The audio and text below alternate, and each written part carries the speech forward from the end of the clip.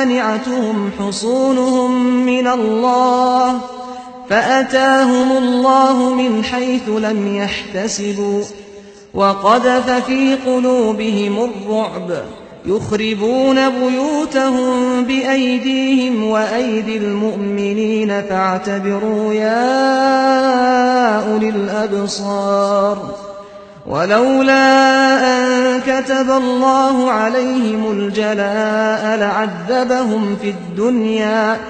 ولهم في الآخرة عذاب النار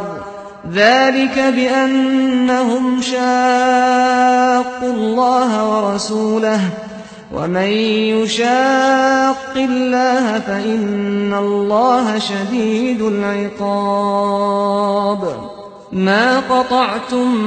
من لينة أو تركتموها قائمة على أصولها فبإذن الله وليخزي الفاسقين وما